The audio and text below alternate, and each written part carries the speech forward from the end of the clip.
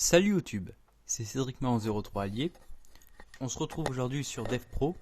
Alors, ça faisait longtemps qu'on ne s'est pas retrouvé pour des vidéos. Donc là, on a l'occasion avec une nouvelle info qui est tombée hier, je crois. Il s'agit de la banlist juillet 2014 OCG.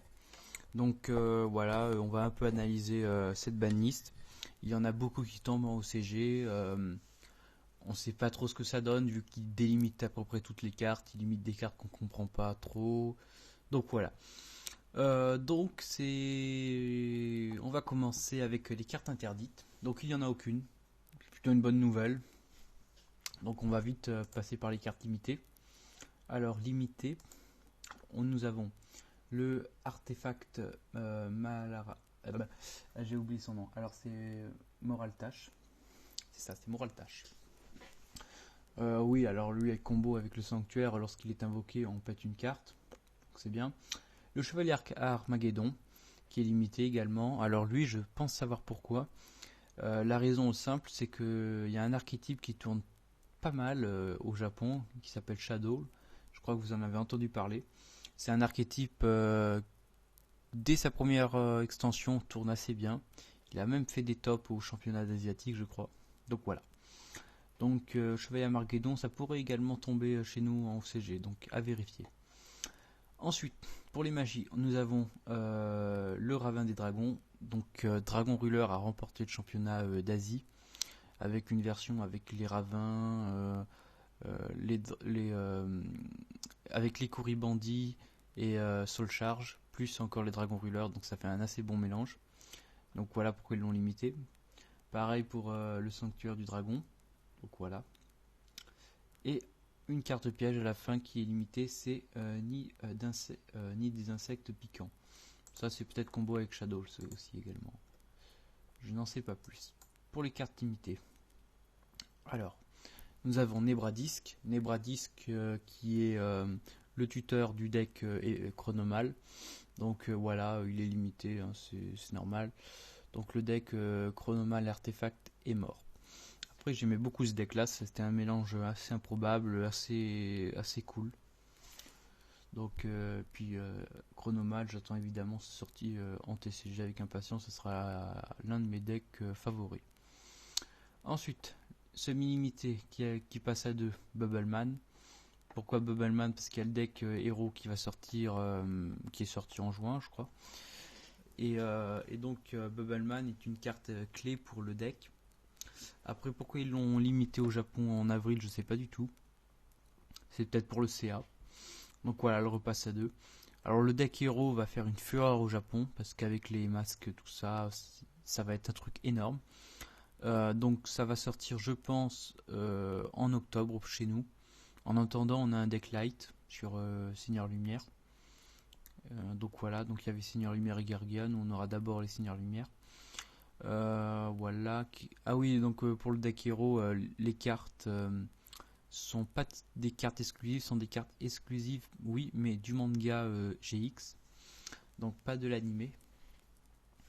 Donc voilà, donc héros, ça va faire une fureur. En plus, ça sera pas bien cher, donc ce sera facile de se monter un deck plutôt cool.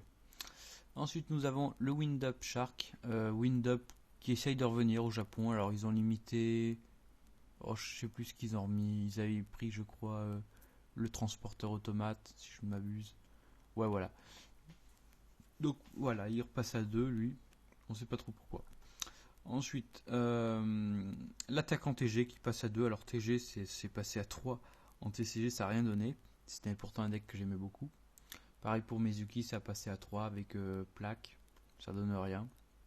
Et on termine avec une carte qui est passée à 1 en septembre. C'est Abyssphère. Donc ça et Teus, le Mermaid Teus, Abyss Teus, je crois, ont été limités en Japon et le deck a été mort. Nous à la place en TCG on a eu Tidal limité, le Dragoon Atlantan et Abyss Gun. Voilà. Et le deck tout tourne toujours. Donc ça c'était l'une des cartes clés à limiter. Donc voilà.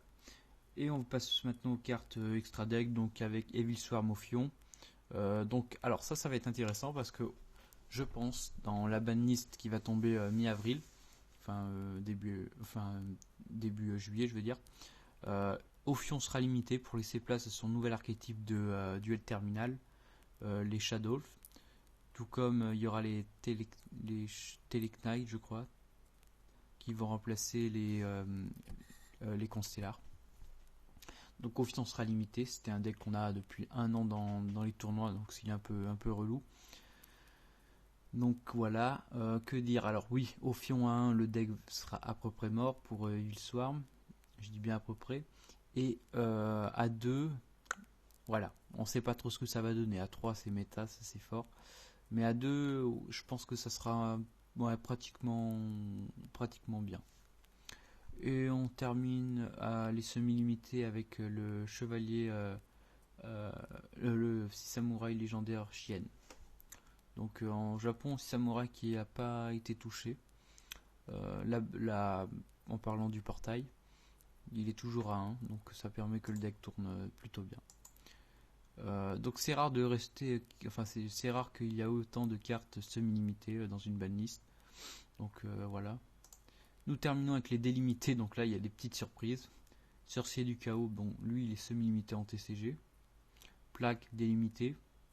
Alors là deux perles. Cyberstain et Rabbit. Alors là, je sais pas ce qu'ils ont fait.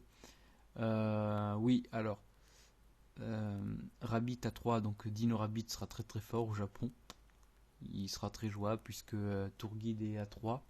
Bon, Sungan est interdit, mais bon, on pourra mettre un assaillant nocturne et mettre un Cyberstain, donc voilà. Puis Cyberstain, il y a plein de trucs à faire avec, donc rien à dire. Tenki, alors peut-être qu'il était à 2, elle, je sais pas ce qui s'est passé. Elle revient à 3. Tourbillon noir, donc elle était à 2 au Japon. Elle noire a été vite délimitée en France. Rien en reste de TCG. Ça a fait un top 4 à Toronto, mais voilà, pas grand chose de plus.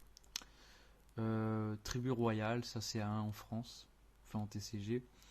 Ça c'est pour Protecteur du Tombeau. Et Épée Sacrée des 7 étoiles qui revient à 3. Donc voilà.